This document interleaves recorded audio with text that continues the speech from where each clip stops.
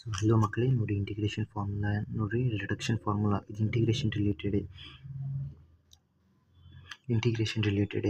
So ಇದನ್ನು ನಾನು ಒಂದು ಹೇಳ್ತೀನಿ, ಬಾಕಿದೆಲ್ಲ ನೀವು ಎಕ್ಸಾಮ್ ಟೈಮ್ನಲ್ಲಿ ಏನು ಬ್ಯಾಟ್ ಮಾಡೋಕ್ಕೆ ಹೋಗಬೇಡಿ, ರಿಡಕ್ಷನ್ ಫಾರ್ಮುಲಾಸ್ ಬ್ಯಾಟ್ ಮಾಡಬೇಡಿ. ನಾನು ಏನು ಅಂತೀನಿ ಅದನ್ನು ಅಷ್ಟೇ ಫಾಲೋ ಮಾಡಿ, ಯಾಕೆಂದರೆ ಇದನ್ನು ಡಿರೈವ್ ಮಾಡೋಕ್ಕೆ ಜಾಸ್ತಿ ಟೈಮ್ ಹಿಡಿಯೋದಿಲ್ಲ. ಎಕ್ಸಾಮ್ನಲ್ಲಿ ನಿಮಗೆ ನಂಬರ್ ಕೊಟ್ಟಿರ್ತಾರೆ, ನಂಬರ್ ಹಾಕ್ಕೊತ ಹೋಗಬೇಕು ಅಷ್ಟೇ. ಇಂಟಿಗ್ರೇಷನ್ ಆಫ್ ಸೈನ್ ಎಕ್ಸ್ ಇದರಲ್ಲಿ ನಾನು ಫಸ್ಟಿಗೆ ಹೇಳಿದ್ದೆ, ಇದಕ್ಕಿಂತ ಮೊದಲಿನ ವಿಡಿಯೋದಲ್ಲಿ ಹೇಳಿದ್ದೆ. ಇದನ್ನೆಲ್ಲ ನೋಡಿ, ಟ್ಯಾನ್ ಎಕ್ಸ್ ಕಾಟ್ ಎಕ್ಸ್ ಬಂದಾಗ ಪವರ್ 2 ಸಪ್ರೇಟ್ ಮಾಡಬೇಕು, ಸೈನ್ ಮತ್ತು ಕಾಸ್ ಬಂದಾಗ ಪವರ್ 1 ಸಪ್ರೇಟ್ ಮಾಡಬೇಕು, ಕೊಸೆಕ್ ಮತ್ತು ಸೆಕ್ ಬಂದಾಗ ಪವರ್ 2 ಸಪ್ರೇಟ್ ಮಾಡಬೇಕು. ಇವೆರಡು ಸೇಮ್ ಇದ್ದಾವೆ, ಓಕೆನಾ? ಇವೆರಡು ಸೇಮ್ ಇದ್ದಾವೆ ಮೇಲಿನ ಮತ್ತು ಕೆಳಗಿಂದ. ಲಾಗ್ ಎಕ್ಸ್ ಬಂದಾಗ ಯೂನಿಟ್ರಿ ಮೆಥಡ್ ಅಂತ ಹೇಳಿದರೆ, ಇಲ್ಲಿ ಲಾಗ್ ಇದನ್ನು ಇಂಟಿಗ್ರೇಟ್ ಮಾಡುವಾಗ ಇದನ್ನು ಸೆಕೆಂಡ್ ಫಂಕ್ಷನ್ ಆಗಿ ತೊಗೋಬೇಕು, ಓಕೆನಾ? ಇದನ್ನು ಇಂಟಿಗ್ರೇಟ್ ಮಾಡಿ ತೋರಿಸ್ತೀನಿ ನೋಡಿ.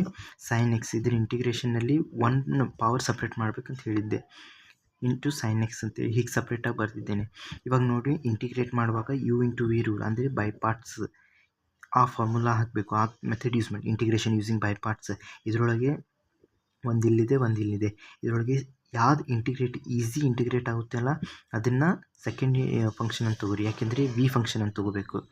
ಇದರೊಳಗೆ ಫಾರ್ಮುಲಾ ಇದೆ, integrate u into v function equals to u into integrate v minus integration of u dash integrate v. ಈ ಫಾರ್ಮುಲಾ NCERT-ಯಲ್ಲಿ 12th ಸ್ಟ್ಯಾಂಡರ್ಡ್ ಬುಕ್ನಲ್ಲಿದೆ, PUC-ಯಲ್ಲಿ. ಸೊ ಇದೇ ಫಾರ್ಮುಲಾ ನಾನು ಇಲ್ಲಿ ಸಬ್ಸ್ಟಿಟ್ಯೂಟ್ ಮಾಡ್ತಿದ್ದೇನೆ. So sine x raise to n - 1 into integrate of sine x d x minus integration of sine x raise to n - 1 in form ಇದು differentiation ಮಾಡಬೇಕಂತೆ. ಸೊ ಇದನ್ನು ಡಿಫ್ರೆನ್ಷಿಯೇಟ್ ಮಾಡಿದಾಗ ಸೈನ್ ಎಕ್ಸ್ n - 2, ಆಮೇಲೆ ಇದ್ರ differentiation cos x, ಮತ್ತು ಇದ್ರದ್ದು integration sign ಎಕ್ಸಿಂದ integration ಇನ್ನೊಂದು ಸಲ ಬರೀತಿಲ್ಲ ನಾನು, ಮೈನಸ್ ಕಾಸ್ ಎಕ್ಸ್ ಅಂತ ಬರುತ್ತೆ, ಆದರೆ ಮೈನಸ್ ಮೈನಸ್ ಇಲ್ಲಿ ಪ್ಲಸ್ ಆಗುತ್ತೆ.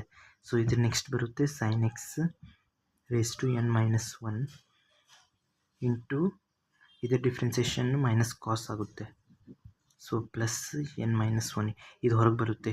ಇದರ ನಂತರ ಯಾಕೆಂದರೆ ಇದು ಕಾನ್ಸ್ಟೆಂಟ್ ಇದು ಹೊರಗೆ ಬರುತ್ತೆ, ಇದಾಗುತ್ತೆ sine x raise to n - 2 into cos x ಎರಡಿದ್ದಾವೆ. ಸೊ ಅದನ್ನು ಕಾಸ್ ಸ್ಕ್ವೇರ್ ಆಗುತ್ತೆ. ಕಾಸ್ ಸ್ಕ್ವೇರ್ ಅಂತ ಹೇಳಿದರೆ ಕಾಸ್ ಸ್ಕ್ವೇರ್ ಎಕ್ಸ್, ಕಾಸ್ ಸ್ಕ್ವೇರ್ನ 1 - ಸೈನ್ ಸ್ಕ್ವೇರ್ ಅಂತ ಬರೀತಿದ್ದೇನೆ ಇಂಟು ಡಿ ಎಕ್ಸ್. ಸೊ ಇದಾಗುತ್ತೆ sine x raise to n - 1 into minus cos x plus n - 1. ಇದು ಒಳಗೆ ಮಲ್ಟಿಪ್ಲೈ ಮಾಡಿದರೆ ಇದು ನೋಡಿ, ಇದು ಕ್ಯಾನ್ಸಲ್ ಆಗುತ್ತೆ, ಇದು ಸಬ್ಸ್ಟಿಟ್ಯೂಟ್ ಮಾಡಿದ್ದೇನೆ.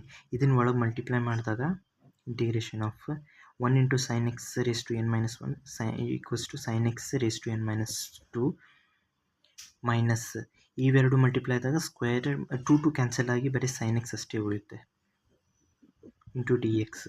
ಇವಾಗ ನೋಡಿ, ಇಲ್ಲೇ ಮೇಲೆ ಬರ್ತಿದ್ದೆ IN equals to integrate sine x, ಇಲ್ಲಿ n ಇದೆ, ಯಾಕೆಂದರೆ ಇದು n ಉಳಿಯುತ್ತೆ ಅಲ್ಲ, 2 ಕ್ಯಾನ್ಸಲ್ ಆದ ನಂತರ ಇಲ್ಲಿ n ಉಳಿಯುತ್ತೆ. ಸೊ ಇದು ನೋಡಿದಾಗ ಸೇಮ್ ಅನಿಸುತ್ತೆ. ನಾವು ಒಮ್ಮೆ ತೋರಿಸ್ತೀನಿ.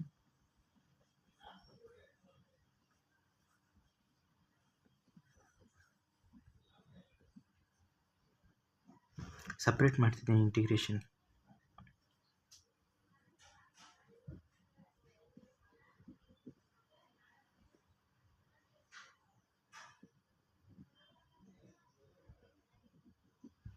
ಈಗ ನೋಡಿ, ಇದಾಗುತ್ತೆ IN, ಇದಾಗುತ್ತೆ n - 2 ಇದೆ ಅಂಥೇಳಿ n - 2 ಆಗುತ್ತೆ.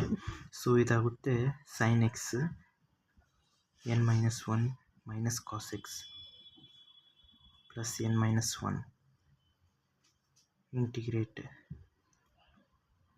ಸೈನ್ ಎಕ್ಸ್, ಇಂಟಿಗ್ರೇಟ್ ಅಲ್ಲ, ಇದು n - 2 minus n minus IN minus IN - 2 minus IN ಬರುತ್ತೆ.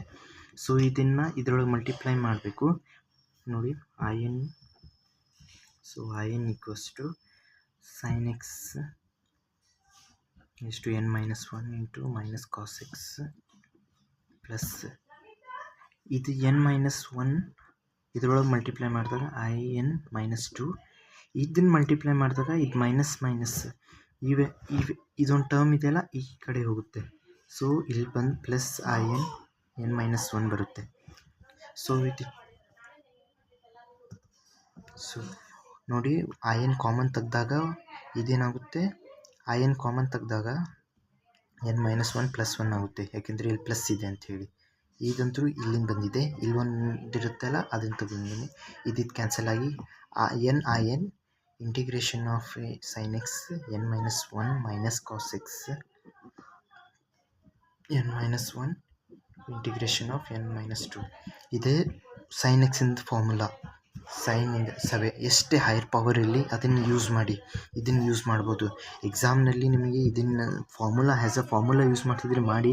ಆದರೆ ಇದನ್ನು ಎಕ್ಸಾಮ್ನಲ್ಲಿ ಏನಾದರೂ ನಿಮಗೆ ತಪ್ಪಿದ್ರಿ ಅಂದರೆ ಒಂದು ಮೈನಸ್ ಸೈನ್ ಏನೋ ತಪ್ಪಿದ್ರಿ, ಎಲ್ಲಾದರೂ ಏನೋ ತಪ್ಪಿದ್ರಿ ಅಂದರೆ ಸೀದಾ ಹಾವೇಣಿ ಥರ ಅದು ಸೀದಾ ಕೆಳಗೆ ತೊಗೊಂಬಂದ್ಬಿಡುತ್ತೆ. ನಿಮ್ಗೆ 0 ಮಾರ್ಕ್ಸ್ ಸಿಗುತ್ತೆ, ಇಲ್ಲಾಂದರೆ 1 ಮಾರ್ಕ್ಸ್ ಸಿಗೋದು CETಯಲ್ಲಿ +1 ಆರ್ 0. ಅದಕ್ಕೋಸ್ಕರ ಫಾರ್ಮುಲಾ ಎಲ್ಲ ಇದನ್ನು ಫಾರ್ಮುಲಾ ಆಗಿ ತೊಗೊತಿದ್ರೆ ನೀವು ಬರ್ಕೋಬೋದು. ಆದರೆ ನಾ ರೆಫರ್ ಮಾಡೋದು ಹೀಗೆ ಡಿರೈವ್ ಮಾಡಿ, ಏಕೆಂದರೆ ನಿಮಗೆ 1 ನಿಮಿಷದಲ್ಲಿ ಇದು ಒಂದು ನೀವು ತಲೆ ಓಡಿಸಿ ಮಾಡಿದರೆ ಒಂದು 10 to 15 ಸೆಕೆಂಡ್ಸ್ನಲ್ಲಿ ಆಗುತ್ತೆ. ಆವಾಗ ನಿಮಗೆ ಫಾರ್ಮುಲಾದಲ್ಲಿ ನೀವು ಖುದ್ದು ಮಾಡಿರ್ತೀರಿ, ನೀವು ಸ್ವಯಂ ಮಾಡಿರ್ತೀರಲ್ಲ, ಅದಕ್ಕೋಸ್ಕರ ನಿಮ್ಗೆ ಎಲ್ಲೂ ರಾಂಗ್ ಆಗೋದಿಲ್ಲ. ಇದನ್ನು ಬಹ್ಯಾಟ್ ಮಾಡಿ ಹೋದ ನಂತರ ನಿಮಗೆ ರಾಂಗ್ ಆಗೋದು ಇದು ಒಂದು ಚಾನ್ಸಸ್ ಪ್ರೊಬ್ಯಾಬಿಲಿಟಿ ಜಾಸ್ತಿ ಇರುತ್ತೆ. So thanks for watching. ನಾ ಎಲ್ಲ ಇದನ್ನು ಡಿರೈವ್ ಮಾಡಿ ಒಂದು ಕಡೆ ಎಲ್ಲ ಬರೆದು ನೆಕ್ಸ್ಟ್ ವೀಡಿಯೋದಲ್ಲಿ ಹಾಕ್ತೀನಿ. ಮತ್ತು ಲೈಕ್ ಸಬ್ಸ್ಕ್ರೈಬ್ ಮಾಡಿ ನೋಡಿ. ನಾನು KCET ಎಕ್ಸಾಮ್ಗೋಸ್ಕರ ಇದನ್ನೆಲ್ಲ ಮಾಡ್ತಿದ್ದೀನಿ. ಮತ್ತು ನೋಡಿ ನಾ ಅಂತೂ ಕಷ್ಟಪಡ್ತಿದ್ದೀನಿ, ನೀವು ನಿಮ್ಮ ಸೈಡಿಂದ ಕಷ್ಟಪಡಿ. ಯಾಕೆಂದರೆ KCET ಇದೆಲ್ಲ ಹೀಗೆ ಫ್ರೀ ಆಫ್ ಕಾಸ್ಟ್ನಲ್ಲಿ ಎಲ್ಲೂ ಸಿಗೋದಿಲ್ಲ, ಎಲ್ಲಾದರೂ ಏನಾದರೂ ಮಿಸ್ ಆಗುತ್ತೆ. ಅವರು ಪೇಯ್ಡ್ ಸಬ್ಸ್ಕ್ರಿಪ್ಷನ್ ಕೊಟ್ಟರೆ, ಪ್ರೀಮಿಯಮ್ ಕೊಟ್ಟರೆ ಅವಾಗಷ್ಟೇ ಅವ್ರು ನಿಮಗೆ ಕಲಿಸ್ತಾರೆ. ನಾ ಈ ಫ್ರೀ ಆಫ್ ಕಾಸ್ಟ್ ಕಲಿಸ್ತಿದ್ದೀನಿ. ದಯವಿಟ್ಟು ನನ್ನ ಪ್ರಯಾಸ ಪಟ್ಟಿರೋದೆಲ್ಲ ವ್ಯರ್ಥವಾಗಿ ಹೋಗದಂತೆ ನೀವು ಲೈಕ್ ಮತ್ತು ಸಬ್ಸ್ಕ್ರೈಬ್ ಮಾಡಿ. Thanks for watching.